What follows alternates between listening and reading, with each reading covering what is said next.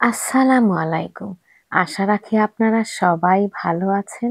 প্রতিদিনের মতো এটাই বলবো, ভিডিওর কোনো অংশ যদি এতটুকু ভালো লেগে থাকে, প্লিজ লাইক, শেয়ার এবং সাবস্ক্রাইব করবেন আর প্রিয়জনদের সাথে শেয়ার করবেন। তো আজকে নতুন বিছানার চাদর পেতে বিছানাকে ভালো করে ক্লিন করে গুছিয়ে নেব। কাল যে কিছু শপিং শেয়ার করেছিলাম, এর থেকে একটি বিছিয়ে নেব। এক কালারের আমার কাছে এতটা ভালো লাগে না, কারণ তাড়াতাড়ি ময়লা হয়ে যায়। প্রিন্ট থাকলে দেখতেও সুন্দর লাগে আর এক সপ্তাহের মতো পরিষ্কার থাকে। এর থেকেও বেশি দিন যায়। আরো অনেক দিন দেখিয়েছি আমার বেডরুম, তো আজকে সুন্দর করে আবারও গুছিয়ে নিলাম। তাই আপনাদের সাথে শেয়ার না করে পারিনি গো। আমি প্রত্যেকদিন সকালবেলা কেমন করে কাটাই, আজ সেটাই তুলে ধরতে চেষ্টা করব। তো এই তো আমার নতুন চাদরটা পেতে নিচ্ছি। এই কাজ শেয়ার করতে করতে আমার প্রথম ব্লগের কথা মনে পড়ে গেল। যেদিন প্রথম ব্লগটা আপলোড করব, সেই যে কি চিন্তা! একেবারে ঘেমে ঘুমে একাকার। কি করব কি না করব ভেবেই পাচ্ছিলাম না।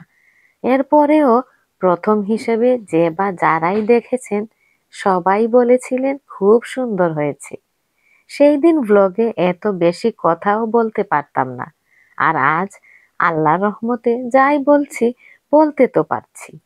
আসলে নতুন আর পুরাতনের মাঝে অনেক তফাৎ। পুরনো হয়ে গেলে সেই দুর্বলতা আর কাজ করে না। আজকে এজন্যই শেয়ার করলাম প্রথম দিনের কথা, কারণ এরকমই সকালবেলা উঠে বিছানা রেডি করছিলাম। একটা কাজে হাত দিলে একেবারে সব করে নিতে হয়। তো সাজিয়ে গুছিয়ে ফেলেছি। কেমন হয়েছে কমেন্টের মাধ্যমে জানাবেন।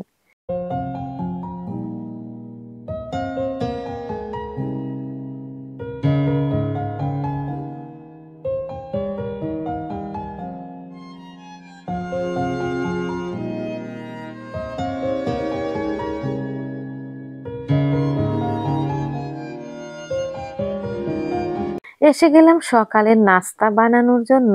নাস্তার জন্য রেডি করছি ময়দার হালুয়া। এই হালুয়া নিয়ে একটি গল্প শেয়ার করছি। আমরা যখন ছোটবেলায় ছিলাম, তখন দেখতাম আমাদের মা দাদিরা সারা দিন আয়োজন করতেন এই ময়দার হালুয়া বানানোর জন্য। আর আমরাও সবাই মিলে খুশি হয়ে অপেক্ষায় থাকতাম সারা দিন। এখন আমরা ঘুম থেকে উঠেই প্রায় 10 মিনিটেই বানিয়ে নিই এই হালুয়া। আজ সকাল সকাল এত রিচ খাবার খাবো, মাঝে সাঝে দেখবেন এত বেশি খেতে ইচ্ছে করে, না খেলে যেন অস্থির লাগে। আপনাদের সবার কি এরকম হয়? তো এদিকে চা বসিয়ে দিয়েছি, একসাথে পরোটা রেডি করে নিচ্ছি। আমার হাজবেন্ড অপেক্ষা করছে টিভি রুমে বসে বসে। তো ওইখানে বসে টিভি দেখে আজকের নাস্তাটা করব। তো এই হলো আজকের সকালের কাজকর্ম। এভাবেই আমার প্রত্যেক দিনের সকালটা কাটে বা কাটাবার চেষ্টা করি। আজ এ পর্যন্তই। আপনারা সবাই ভালো থাকবেন সারাক্ষণ, সারা জীবন। আল্লাহ হাফেজ।